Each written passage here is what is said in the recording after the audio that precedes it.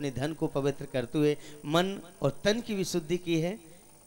आप करके देखिए, यदि हम दान करते हैं तो वाकई हमारे मन में एक पवित्रता आती है और ईश्वर का सानिध्यता हमें प्राप्त होती है। तो मैं निवेदन करूंगा कि ऐसे पावन कार्यों में जरूर आगे आएं, कदम से कदम मिलाकर, कंधे से। अच्छी बात तो यह है कि देखिए आज पूज्य देवी जी की उम्र देखिए, किस उम्र से वो ऐसे सनातन धर्म का प्रचार प्रसार कर रही है, और आज इतनी कम उम्र में इतनी बड़ी सोच। हमें तो वैसे भी साथ हो जाना चाहिए कि जब ऐसी सोच लेकर पूज्य देवी जी आगे बढ़ रही हैं तो हम सभी को आगे आना चाहिए और एक मिसाल, एक उदाहरण पेश करें। अभी तक जो धारा भारत की धरती पर होता आ रहा है कि कोई भी संत या कोई भी ऐसी दिव्य आत्मा, कोई महात्मा, कोई भी पावन कार्य लेकर जब शुरू हुआ है तो पूरा विश्व उसके साथ चलने को तैयार हो गया। बस वही तैयारी अब आप भी कर लें, क्योंकि हमें वो बहुत जल्द वो संकल्प पूरा करना है। पहले मैं देवड़ा कॉलोनी की धरा पर विराजने वाले दानदाताओं से निवेदन करूंगा कि अति शीघ्र मंच पर आते जाएं, जिनका भी मैं पावन नाम ले रहा हूं। कुमारी मित्र उदय पटेल, देखिए एक बड़ी ही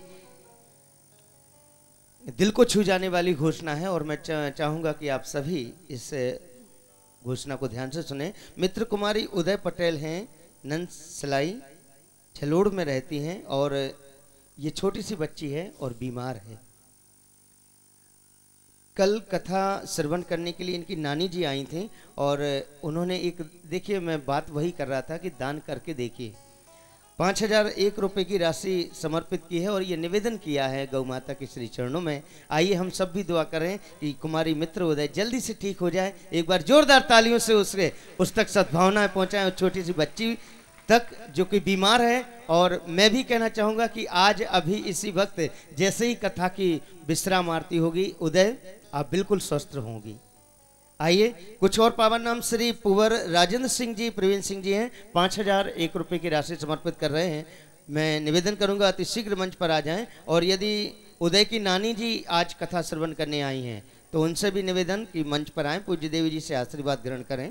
श्री प्रतीक कुमार जी, परेश भाई जी हैं, अनूपपुर से निवेदन कर रहे हैं और अपनी राशि हॉस्पिटल निर्माण में समर्पित कर रहे हैं। बहुत बहुत धन्यवाद। सैलाना मध्य प्रदेश से श्रीमती देवलता कुंवर श्री लाल सिंह जी की याद में 5001 रुपये की राशि समर्पित कर रही हैं गौ सेवा धाम के निर्माण में। बहुत बहुत धन्यवाद। श्रीमती यशवंत बहन जी, प्रवीण सिंह जी देवड़ा कॉलोनी से अपनी राशि समर्पित कर रहे हैं। निवेदन अति शीघ्र मंच पर पधारें। श्रीमती आशा बहन भरत भाई पंड्या देवड़ा कॉलोनी से 5001 रुपये की राशि समर्पित कर रहे हैं। मैं निवेदन करूंगा अति शीघ्र मंच पर आते जाएं। श्री राम शंकर पटीदा राजस्थान से निवेदन कर रहे हैं और 5001 रुपये की राशि समर्पित कर रहे हैं। श्री परमार छनी जैन संत रामपुर से पंचमहल से निवेदन कर रहे हैं और अपनी राशि गौ सेवा धाम के निर्माण में समर्पित कर रहे हैं। बहुत बहुत धन्यवाद देवड़ा कॉलोनी के धरा पर विराजने वाले सभी श्रद्धालु भक्तजनों को, और जो आस्था चैनल के माध्यम से जुड़ते हुए, कथा से जुड़ते हुए, ऐसे पावन कार्यों से जुड़ते हुए जो अपनी राशि समर्पित कर रहे हैं, उनके पावन नामों की घोषणा सम्मानित श्री जीवन सिंह जी हैदराबाद से निवेदन कर रहे हैं और हॉस्पिटल निर्माण में अपना सहयोग समर्पित कर रहे हैं। शारदा बहन पटेल 5001 रुपये की राशि समर्पित करते हुए ऐसे पावन कार्य से जुड़ रही हैं। बहुत बहुत धन्यवाद। अमर बलराम कांटे और सम्मानीय अभय बलराम कांटे उस्मानाबाद से निवेदन कर रहे हैं, महाराष्ट्र से 5001 रुपये की राशि समर्पित करते हुए। भावना लूला जी मुंबई से निवेदन कर रही हैं 5100 रुपये।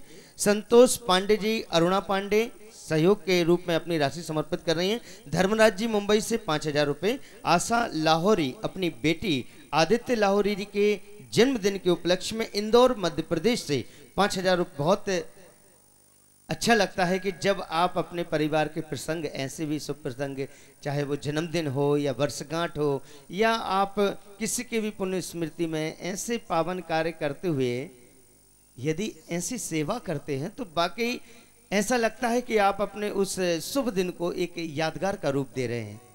और करना चाहिए जब भी हमारे परिवार में ऐसा शुभ प्रसंग, ऐसा नहीं कहाँ, जहाँ आपको लगे कि यहाँ ज़रूरत है, हमें सेवा करना चाहिए। और उस दिन यदि आप अपने पूरा दिन सेवा के रूप में बिताएं तो इससे बड़ी कन्हैया की सेवा और क्या होगी। कम से कम मानव धर्म जरूर निभा। कहते हैं ना कि किसी के काम जो आए उसे इंसान कहते हैं, पराया दर्द अपनाए उसे इंसान कहते हैं। और पहुँच लो आंसू गौ माता के, उन्हें अपना सहारा दो। यही है वेद और गीता, यही भगवान कहते हैं। ऐसी पवित्र भावनाओं के साथ आप आगे आए, ये हम अपेक्षा रखते हैं आपसे। सम्मानीय श्री मारुति हनुमंत राव जी हैं और नांदेड़ में विराजते हैं। अपनी राशि गौ सेवा धाम हॉस्पिटल के निर्माण में समर्पित कर रहे हैं। बहुत बहुत धन्यवाद। नवीन शर्मा जी दिल्ली में विराजते हैं, आप श्री भी अपनी राशि समर्पित कर रहे हैं। आशा शर्मा अहमदाबाद से और बंसीलाल जी बांसखेड़ा से, बांसवाड़ा से, राजस्थान से निवेदन कर रहे हैं सम्मानीय बंसीलाल जी, और 5,100 रुपये की राशि समर्पित कर रहे हैं। बहुत बहुत धन्यवाद, बहुत बहुत साधुवाद। हृदय से मैं सम्मान करना चाहूँगा सभी दानदाताओं का, और आप सभी के जीवन के लिए स्वस्थ, समृद्ध, सुखद और सार्थक जीवन की कामना करते हुए एक बार पुनः निवेदन कि जो दानदाता अपने जीवन में बाकी सेवा के भाव को समझते हैं और दान के भाव को समझते हैं, गौ माता के महत्व को समझते हैं, ऐसे पावन धरा को समझते हैं, ब्रज की धरा की महत्व को समझते हैं, तो मैं निवेदन करूंगा कि यदि आप किसी भी तरह से ऐसे पावन कार्य से जुड़ना चाहते हैं, आजीवन ट्रस्टी बनना चाहते हैं, 10 वर्षीय सदस्य बनना चाहते हैं, या जो भी आप अपनी ओर से भावना या सद्भावना, राशि हो या दान राशि, जो कुछ भी समर्पित करना चाहते हैं, आपके टेलीविजन स्क्रीन पर जो लगातार हमारे सेवा नंबर फ्लैश किए जा रहे हैं, उन पर कभी भी संपर्क करें और संपूर्ण जानकारी प्राप्त कर सकते हैं। पुनः कथा की ओर। जय श्री कृष्णा। सभी लोग बोलेंगे जय गौ माता। जय श्री कृष्णा। जय गौ माता।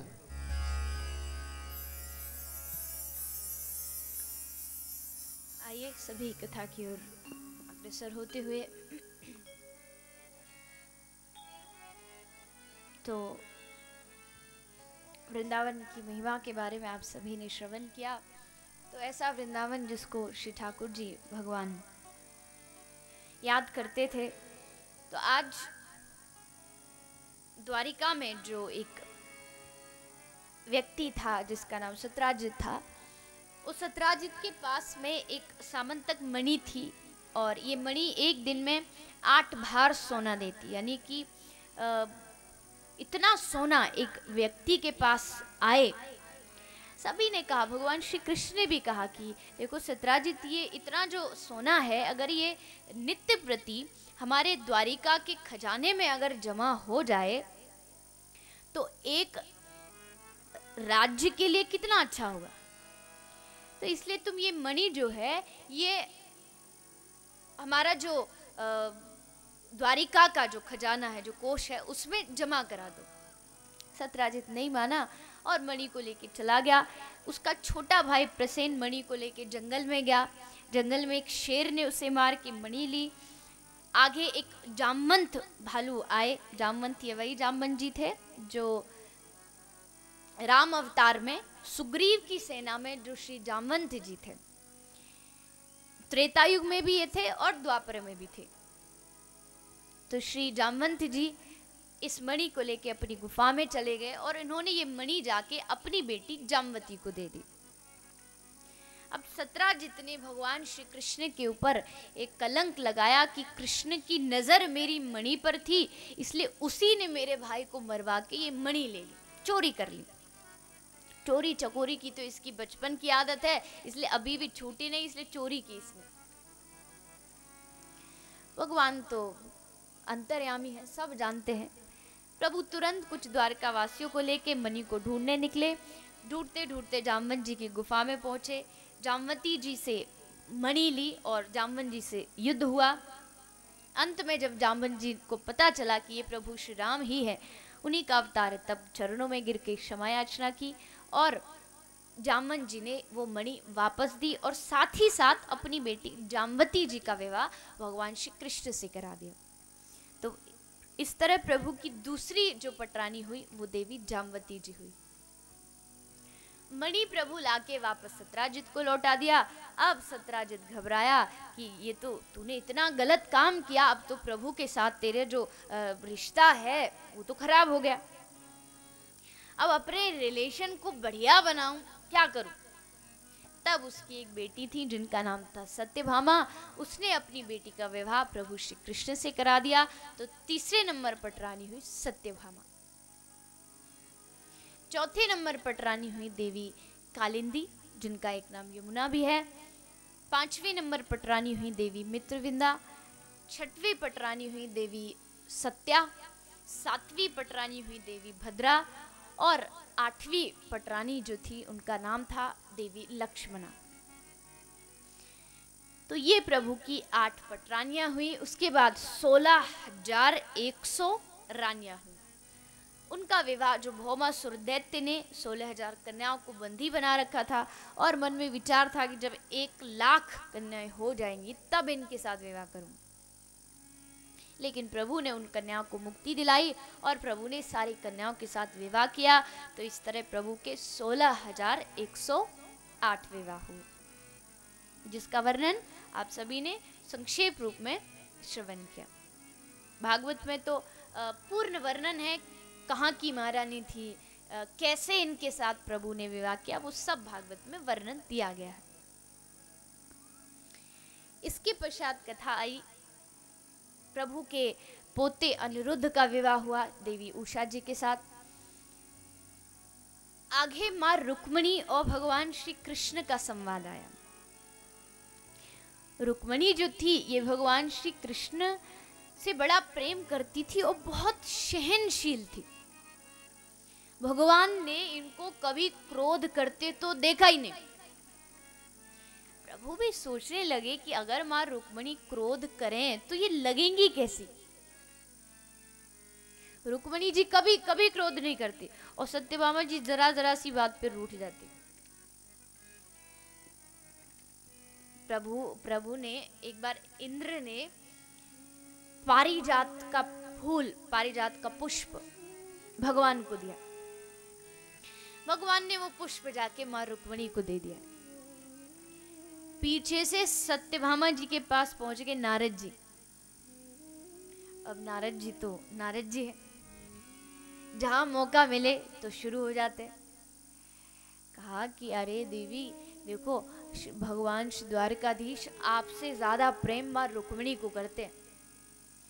पारिजात पुष्प लाके मां रुक्मणी को दे दिया, आपको छोड़ दिया। अब तो बस सत्यभामा जी तो बस क्रोधित हो गई। भगवान से जाके बोली आप मुझसे तो प्रेम करते ही नहीं हो, इसलिए मां रुक्मणी को पुष्प जाके दे दिया। बोले किसने कहा? बोले वो तो नारद जी ने आके मुझे बताया, सच्चाई क्या है। भगवान बोले नारद जी कहीं तो छोड़ दिया करो, कहीं तो चैन से रहने दो। कहा कि नहीं नहीं देवी, उनके लिए पुष्प लाया, तुम्हारे लिए तो पूरा पारिजात वृक्ष लेके आऊंगा। अब मनाने में तो ठाकुर जी का तो क्योंकि अभ्यास है ना, वृंदावन में राधा रानी को मनाया करते थे तो पूरा अभ्यास है। खुश हो गई सत्यभामा जी, ला करके सत्यभामा जी के महल में आंगन में पारिजात का पुष्प लगा दिया। लेकिन देवी रुक्मणी जी बड़ी सीधी सादी। तो एक दिन भगवान ने सोचा कि चलो मां रुक्मणी को थोड़ा क्रोध करने के लिए उकसाऊं। बैठी थी मां रुक्मणी जी, आराम से प्रभु के चरण दबा रही थी, पंखा जल रही थी। तभी अचानक भगवान ने पूछ लिया, अरे रुक्मणी तुम मुझे ये बताओ, तुमसे विवाह करने के लिए इतने राजा तैयार थे, तुम इतनी सुंदर हो, इतने बढ़िया भीष्मक राजा की बेटी हो, तुम्हारा भाई रुक्मी है, इतने बड़े बड़े राजा शिशुपाल कितना सुंदर था, तुमने सबको छोड़ के मुझसे विवाह किया। मुझ में क्या है? देखो मैं सुंदर तो हूं नहीं, मैया दिन भर मुझे कनुआ कनुआ कहती थी, काला कलूटा सा था। मेरी मैया तो कहती थी पतो ना या छोरा ते को छोरी ब्याह करेगी कि भी ना करेगी, इतनो कालो कलूटो सो। लेकिन हमारे कन्या के लिए कोई कमी नहीं है, गिनते गिनते थक जाओ इतने विवाह हो गए, कमी थोड़ी है। लेकिन फिर भी मैं सुंदर नहीं, मेरे अंदर कोई गुण नहीं, और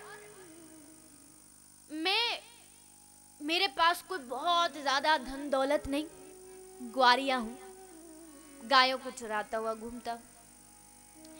और जहां तक बात है मेरे भक्तों की, तो भगवान ने मुस्कुराते हुए कहा मेरे भक्त जितने भी हैं सब बेचारे वो हैं जिनको खाने पीने को कुछ नहीं मिला, तो चलो झांझ मजीरा लेके रघुपति राघव गाना शुरू कर दे। बेचारे निर्धन गरीब से ब्राह्मण, वो मेरी भक्ति करते हैं। फिर भी माँ रुक्मणी अभी भी बिल्कुल शांत थे, कोई चेहरे पर कोई क्रोध। तब भगवान ने सोचा अब तो कुछ बढ़िया सी बात कहनी पड़ेगी, तब ये क्रोधित होंगी। तब कहा कि हे माँ रुक्मणी, देखो अभी भी देर नहीं हुई है, आप चाहती हो तो आप शिशुपाल से विवाह कर सकती हो। बस माँ रुक्मणी जी तो अभी भी क्रोध उनको नहीं आया, वो क्रोधित अभी भी नहीं हुई, बस बेचारी वहीं बैठी बैठी बेहोश हो गई। प्रभु से दूर जाने की बात सुनते ही अब प्रभु घबराए, अब तो पंखा करे, पानी पिलाएं, अरे देवी उठो उठो, गलती हो गई। उठाया, तब माँ रुक्मणी ने मुस्कुराते हुए कहा कि अरे प्रभु, वैसे आपने जितनी भी बात कही ना, उसमें गलत एक भी नहीं थी, वो सारी बात सच थी। हे प्रभु, आपने कहा कि मैं काला कलूटा सा हूँ, क्यों विवाह किया, शिशुपाल से करती। प्रभु सही है, आपका वर्ण जो है श्याम वर्ण है, लेकिन प्रभु काले होकर के इतना कमाल करते हो, जब गोरे होते तब क्या करते? ये तो काले का कमाल है। आपने कहा कि मेरे अंदर कोई गुण नहीं, मेरे कुल खानदान का कोई पता नहीं, कोई कहता मैया देवकी हुई, कोई कहता मैया यशोदा हुई। तो प्रभु सच ही कहा, परमात्मा का भला माँ बाप कौन हो सकता है? जब परमात्मा ही सबका माँ बाप है, उसका कुल खानदान कहाँ से आया? फिर प्रभु आपने कहा कि आपके पास धन दौलत नहीं है, अरे जिसके चरणों में सहस्र सहस्र महालक्ष्मी लाइन लगा के खड़ी होती है कि प्रभु एक बार चरणों को स्पर्श करने का मौका दे दो, वो भगवान कहे कि उसके पास लक्ष्मी नहीं है। आपने कहा कि आपका भजन करते हैं, जिनके जो गरीब हैं, जिनके पास भोजन नहीं है, तो चलो भजन कर लें, लेकिन प्रभु जो आपका भजन करते हैं, मेरी नज़रों में देखो तो उनसे बड़ा धनवान, उनसे बड़ा बादशाह राजा इस दुनिया में कोई हो ही नहीं सकता। साहब, कितने संत हुए जो अपने आप को बादशाह कहते थे, खाते थे सूखी रोटी, लेकिन कहते थे मैं बादशाह हूँ। क्यों? क्योंकि मैं बादशाह हूँ, क्योंकि हमारे पास कृष्ण धन, इसीलिए। अब तो ठाकुर जी तो खुश हो गए, रुक्मणी जी से कहा अरे देवी, आपने बड़ी अच्छी बात कही, अब ऐसा करो आप मुझसे कुछ मांग लो। रुक्मणी जी ने कहा प्रभु, यही तो आपकी सबसे बड़ी माया है, जिसमें हर एक भक्त अंत में आके फंस जाता है। कैसे? पूरी भक्ति की, आपने दर्शन भी दे दिए, लास्ट में आके बस कह देते हो मुक्तिम ददाति, मुक्ति चाहिए, भक्त कह देता हाँ प्रभु दे दो, ये चाहिए हाँ प्रभु दे दो, बस उसने मांगा, आप अपना पीताम्बर पल्ला झाड़ के वहां से भाग जाते हो। इसीलिए प्रभु, मुझे अगर कुछ मांग लिया तो भक्त को आपके पीछे भागना पड़ेगा, लेकिन कुछ नहीं मांगा तो आपको भक्त के पीछे भागना पड़ेगा। इसलिए प्रभु, मैं आपकी चालाकी को जानती हूँ, मुझे कुछ नहीं चाहिए, बस आपके चरणों के प्रति मेरा प्रेम बना रहे। प्रभु खुश हो गए, माँ रुक्मणी को हंसते हुए बोले अरे देवी, ये तो सब मेरा खेल था, देखना चाहता था कि हमारी प्रिया जी जब नाराज होती तब कैसे लगती। ऐसा प्रभु ने अद्भुत संवाद किया। उसके बाद प्रभु पांडवों के पास गए, पांडवों के यज्ञ में सम्मिलित हुए, पांडवों की रक्षा की, वो सब कथा आप लोग जानते हैं। अब महाराज अर्जुन की कथा आई।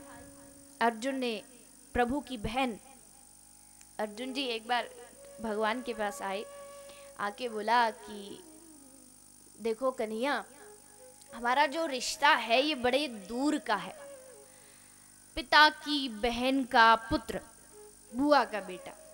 प्रभु, इतना लंबा रिश्ता अच्छा नहीं लगता, कोई एक नजदीक का रिश्ता बना ले।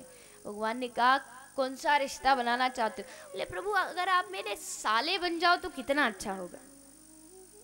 ठाकुर जी बोले जरा ध्यान से, हमारे दाऊ दादा ने सुभद्रा जी का विवाह दुर्योधन से तय कर दिया। अर्जुन जी बोले अरे ठाकुर, आप जो चाहो वो ना हो, ये कैसे हो सकता है? आप चाहो तो कुछ भी हो सकता है। प्रभु ने कहा चलो ठीक है, सीधे सीधे तो बात बनेगी नहीं, कुछ टेढ़ा करना पड़ेगा। अर्जुन जी ने कहा क्या टेढ़ा करना पड़ेगा? भगवान बोले देख, तू साधु का भेष बना के द्वारिका के बाहर जाके धूनी रमा के बैठ जा। हम दाऊ दादा को बुला के लाएंगे, कहेंगे कि देखो कितना बढ़िया संत महात्मा पधारे हैं। अर्जुन जी बोले कन्हैया जानते हो ना, दाऊ दादा को अगर पकड़े गए तो हल लेके ऐसा ऐसा सर पे मारेंगे कि सब कुछ भूल जाओगे। कन्हैया बोले वो तुम मेरे ऊपर छोड़ो, बस तुम बैठ जाओ। अर्जुन जी बैठ गए, कन्हैया दौड़े दौड़े गए। अरे दाऊ दादा देखो तो सही, दाऊ दादा संतों का बड़ा सम्मान करते। बोले देखिए आपके द्वारिका के बाहर बड़े भारी महात्माएं धूनी रमा के बैठे। दाऊ दादा खुश होके पहुंच गए। वहां जाके देखा तो लंबी लंबी दाढ़ी वाला और मूंछों वाला संत बैठे, प्रणाम किया। अरे महाराज आप कहिए आपकी क्या आज्ञा? इतने दाऊ दादा को सुधर्मा सभा जो द्वारिका में थी उससे बुलावा आ गया। दाऊ दादा ने कहा अरे कृष्ण तुम और सुभद्रा यहीं बैठो, थोड़ा सत्संग करो, हम जरा सभा में होके आते। कन्हैया बोले जाओ, कौन सा सत्संग होगा वो तो मैं जानता हूँ। दाऊ दादा चले गए, पीछे से श्री अर्जुन जी को रथ में बिठाया और अपनी बहन माँ सुभद्रा से कहा कि सुभद्रा तुम रथ चलाओ। और माँ सुभद्रा रथ को लेके वहां से चली गई। जब तक दाऊ दादा आए, पता चला कि सुभद्रा जी तो गई, तब हंसते हुए बलराम जी से बोले दाऊ दादा देखो अब जो हुआ सो हुआ, क्योंकि देखो अर्जुन सुभद्रा को लेके नहीं भागा, हमारी बहन भागी है, वो रथ को चला के लेके गई थी। ये तो देखो विधि का विधान है, इसको टाला नहीं जा सकता। दाऊ दादा बोले विधि का विधान है कि तेरा विधान है, ये मैं अच्छी तरीके से जानता हूँ। लेकिन दाऊ दादा ने कहा कि जिस कन्हैया जिसमें तू खुश, तेरा निर्णय ही मेरा निर्णय है। और वह सुभद्रा का विवाह हुआ श्री अर्जुन जी के साथ। अब अनेकों कथाएं आती हैं और इसके पश्चात जो अब श्री सुखदेव जी परीक्षित को एक बड़ी प्यारी बड़ी सुंदर कथा सुनाते हैं। भगवान श्री कृष्ण के परम मित्र परम भक्त परम सखा की कथा, जिनका नाम है श्री सुदामा जी महाराज। श्री सुदामा जी का नाम भागवत में वर्णन नहीं किया है, लेकिन श्री वंशीधरी जी ने अपनी टीका में इसका वर्णन स्पष्ट रूप से किया है सुदामा जी के बारे में। सुदामा जी के वंश का नाम था नागरी वंश। गांव था वृंदापुर, जिसको आजकल पोरबंदर कहते हैं। गुजरात की ही पवित्र भूमि पर श्री सुदामा जी महाराज का जन्म हुआ। कौन नहीं जानता सुदामा जी को, एक सीधा सा संतोषी ब्राह्मण।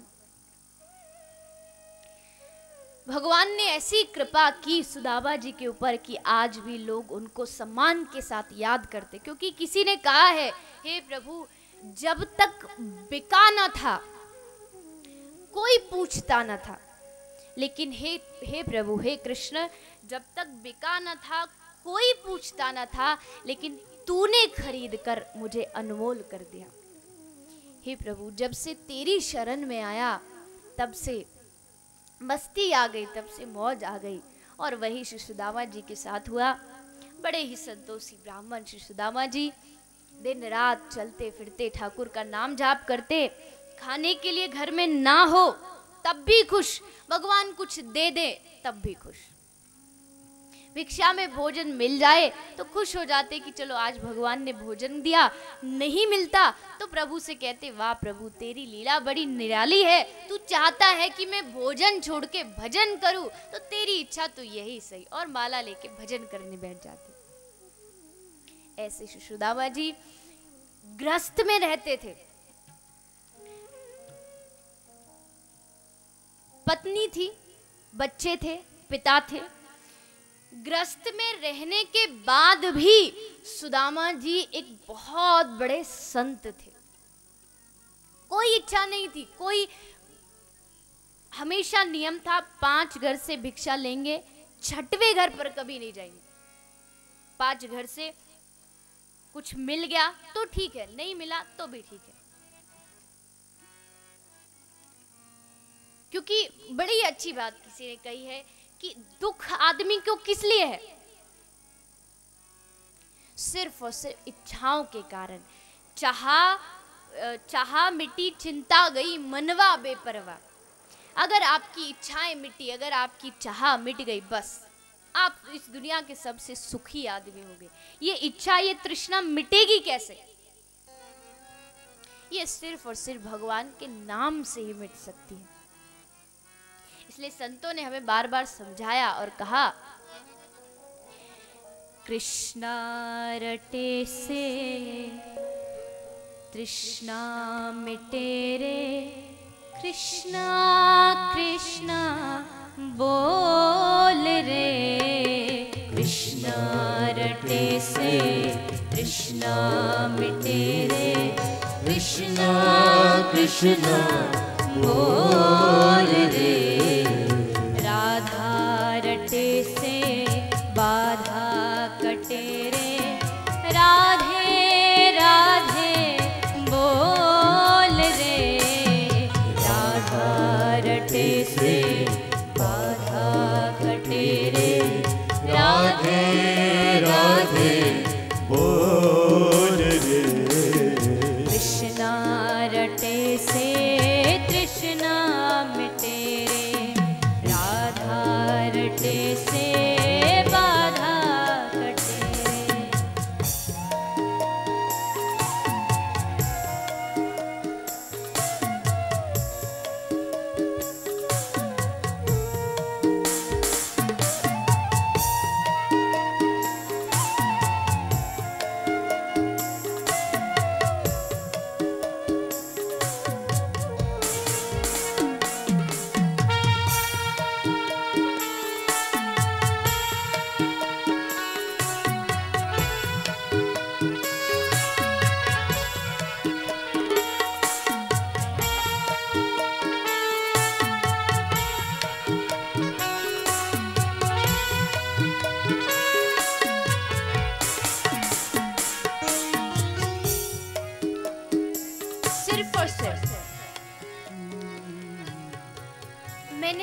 शायद पहले भी कथा में कहा है, हर एक आदमी आज इसलिए दुखी है क्योंकि उसकी इच्छाएं बहुत ज्यादा है। आज वो चाहता है, काश भगवान एक, मेरे पास वाहन नहीं है, भगवान मुझे एक साइकिल दे दो। साइकिल दे दी गई। भगवान ने सोचा चलो भक्त है, चाहता है तो दे दो, दे दी, आ गई। लेकिन पता चला कि तेरे पास तो साइकिल है, पड़ोसी स्कूटर खरीद लाया। बस साइकिल का जो मजा था, जो मौज थी, वो खत्म हो गई। सोचा मुझे भी स्कूटर चाहिए, वो आया, पता चला पड़ोसी गाड़ी ले आया, वो मजा खत्म। अब तो मुझे भी गाड़ी चाहिए, गाड़ी भी भगवान ने दे दी। अब पड़ोसी मर्सिडीज ले आया, अब अपनी वाली का मजा खत्म, क्योंकि वो बड़ी लेके आए। फिर इच्छा की भगवान ये दे दे, तेरा 10 रुपए का प्रसाद चढ़ाऊं। भगवान ने वो इच्छा भी पूरी कर दी, खुद के पास मर्सिडीज आ गई। पता चला पड़ोसी हेलीकॉप्टर लाया और उसके घर के ऊपर से उड़ गया। कितना भी आ जाए, कुछ भी आ जाए, जब तक चाह नहीं मिटेगी, जब तक तृष्णा या फिर ये इच्छा नहीं मिटेगी, दुनिया का सबसे बड़ा अमीर धनवान भी इस दुनिया में खुशी नहीं रह सकता। और इस चीज की आदमी के अंदर सबसे ज्यादा अभाव है। यहाँ बैठे कितने लोग हैं, या टीवी पर बैठे कितने लोग हैं जो ये दावा करके कहते हो कि भगवान ने जितना मुझे दिया मैं उसमें खुश हूं, इससे ज्यादा मुझे नहीं चाहिए, जितना है अब नहीं। इस दुनिया का सबसे बड़ा अमीर आदमी भी ये नहीं कहता होगा कि अब नहीं, उसको भी यही चाह है। राजा कहे महाराजा सुखी, महाराजा कहे सुख इंद्र को भारी, इंद्र कहे चतुरानंद सुखी, ब्रह्मा सुखी, ब्रह्मा कहे विष्णु सुखी। हर एक आदमी लेकिन सुखी सिर्फ वही है जिसने भगवान के चरणों को पकड़ा, सिर्फ जिसने कृष्ण नाम रटा है, उसकी तृष्णा मिटी, बाकी इस दुनिया में कोई सुखी नहीं। इसलिए संतों ने कहा, बार बार कहा,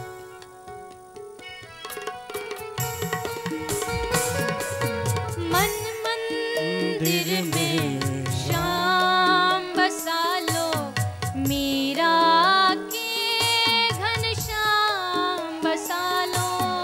मन मंदिर में श्याम बसा लो, मीरा के